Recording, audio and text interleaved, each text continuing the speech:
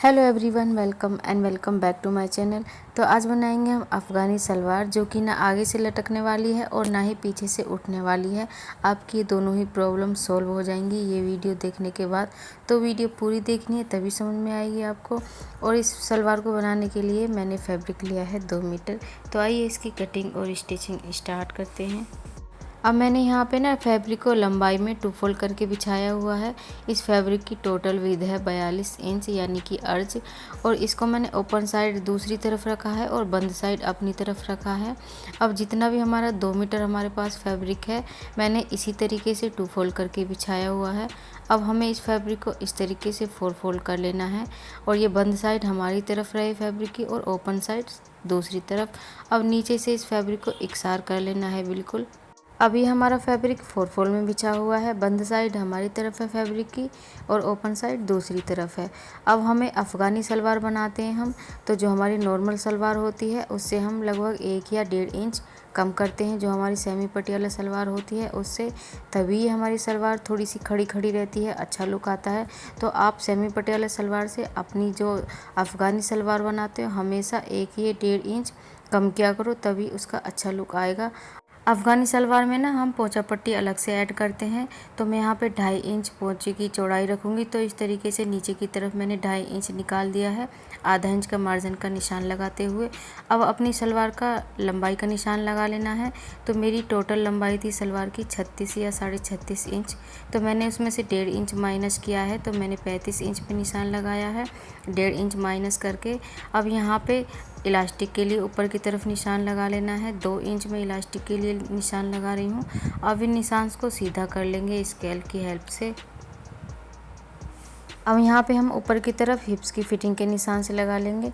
तो हमारी फिटिंग है यहाँ पे 36 इंच, तो हमें यहाँ पे उसका 4th हिस्सा लगाना है। तो 9 इंच पे निशान लगाया है मैंने, प्लस 4 इंच में यहाँ पे ऐड कर रही हूँ ऊपर की तरफ। तो हमारे यहाँ पे 13 इंच कमर का निशान हो गया ऊपर की तरफ। अब यहाँ पे हमें आसन का निशान लगाना है। तो 36 इंच ही हमारे जैसे हिप्स का फिटिंग है, उसको हमें 4 में डिवाइड करना है। तो आया यहाँ पे 9 इंच, प्लस यहाँ पे मैं 3 इंच ऐड कर रही हूँ आसन में। तो 9 और 3 12 इंच पे हमने आसन का निशान लगाया है। अब हम क्रोच का निशान लगा लेंगे यहाँ 2.5 इंच पे। अब यहाँ पे हम 1.5 इंच का इस तरीके से निशान लगा के क्रोच की गुलाई कर लेंगे। अब हम नीचे पोंचे की तरफ निशान लगा लेंगे। तो जो भी आपको पोंचा तैयार रखना है, पहले इतने पे निशान लगा लेना है। मैं 6.5 इंच तैयार रखूँगी पोंचा। अब आपको जितने भी यहाँ पे ऐड करना है उतना फैब्रिक ऐड कर लेना है। तो मैंने 6.5 ही और ऐड कर लिया है। तो हमारा ये टोटल फैब्रिक 13 इंच हो गया नीचे पोंचे की तरफ। अब यहाँ पे इस निशान को, नीचे वाले निशान को अपने क्रोच वाले निशान से मिला देंगे। प्लस यहाँ पे मैं आधा से 1.25 इंच एक्स्ट्रा और ले लिया है मैंने फैब्रिक यहाँ पे मार्जिन के लिए। अब इसकी कटिंग कर लेंगे। तो देखिए ये हमारी सलवार की कटिंग हो गई है। अब इसकी स्टिचिंग कर लेते हैं। सबसे पहले हम इसके आसन जॉइंट कर लेंगे। तो दोनों फैब्रिक की राइट साइड अंदर की तरफ रखनी है और दोनों साइड की डबल सिलाई करके इसके आसन जोड़ लेंगे। आसन पे दोनों साइड की सिलाई लगाने के बाद अब हमें इस सलवार का एक पार्ट ले लेना है जिसमें हम चुन्नटें डालेंगे। तो हमें इस फैब्रिक में इतने बीच में चुन्नटें डालनी है जितने की हमने पोंचा तैयार रखना है उतने बीच में। तो दोनों साइड हमें 1-1 इंच फैब्रिक इस तरीके से बिल्कुल ओपन छोड़ देना है, जिसमें हम सिलाई लगाएंगे बीच वाली और बाकी इस फैब्रिक में चुन्नटें डालनी है छोटी छोटी सी। तो ये देखिए मैं आपको मशीन पर डाल के बता रही हूँ। कुछ इस तरीके से छोटी छोटी सी चुन्नटें डालनी है, काफ़ी छोटी छोटी सी, ताकि सारे फैब्रिक में ही चुन्नटें आ जाएं, खाली खाली भी ना रहे हमारा फैब्रिक। तो इसी तरीके से सारे फैब्रिक में छोटी छोटी सी चुन्नटें डाल लेनी है दोनों ही पोंचे में। अब हमें इसको नाप के देख लेंगे कि जितना हमको चाहिए उतने बीच में बैठी हैं चुन्नटें की नहीं। तो ये देखिए ये हमारे बिल्कुल परफेक्ट बैठी हैं चुन्नटें। 6.5 इंच पोंचा मुझको तैयार चाहिए और उसके बाद 1 इंच फैब्रिक भी यहाँ पे हमारा बचा हुआ है। तो ये देखिए यहाँ पे मैंने सलवार के दोनों ही पार्ट में चुन्नटें डाल के इनको तैयार कर लिया है। अब हमें यहाँ पे पोंचा पट्टी तैयार करनी है। तो देखिए मैंने यहाँ पे सिंपल फैब्रिक पे उल्टी साइड में पेपर पेस्टिंग चिपका ली है, उल्टी साइड में फैब्रिक के सिंपल। अब इसकी लंबाई तो पोंचे के बराबर ही रखनी है हमने और चौड़ाई मैंने 5.5 इंच ली है। अब हम इस पोंचा पट्टी को फैब्रिक में अटैच कर लेंगे। तो फैब्रिक की भी उल्टी साइड ना हमने ऊपर की तरफ रखनी है और इस पोंचा पट्टी की भी ना हमने उल्टी साइड ऊपर की तरफ रखनी है। तो इसको इस तरीके से आधा इंच का मार्जिन लेते हुए सिल लेना है। अब इसको ऐसे बिल्कुल सीधा करेंगे और ये जो हमारा मार्जिन है इसको नीचे की तरफ करेंगे और यहाँ पे भी सिलाई लगा लेंगे। अब इस पट्टी को हम ऐसे आधा आधा इंच फोल्ड करेंगे और चौक से निशान लगा लेंगे सारे में ही। इससे हमें अंदाज़ा रहेगा कि हमें कितना फोल्ड करना है फैब्रिक अंदर की तरफ। तो इसको इस तरीके से सीधी तरफ फोल्ड करेंगे। जो हमारा मार्जिन है इसके बीच में दबा लेंगे सारा ही। अब यहाँ पे मैंने वाइट कलर की कॉटन की लेस ली है, आप अपनी पसंद की कोई भी लेस ले सकते हो यहाँ पे। अब दोनों फैब्रिक के बीच में ही यहाँ पे हमने लेस को ऐड करना है और सिलाई लगाते जाना है। लेस को बीच में रख के सेट करते जाना है और यहाँ पे सिलाई लगाते जाना है। फिनिशिंग से लगानी है हमें ये बिल्कुल सिलाई अच्छे से सेट करके।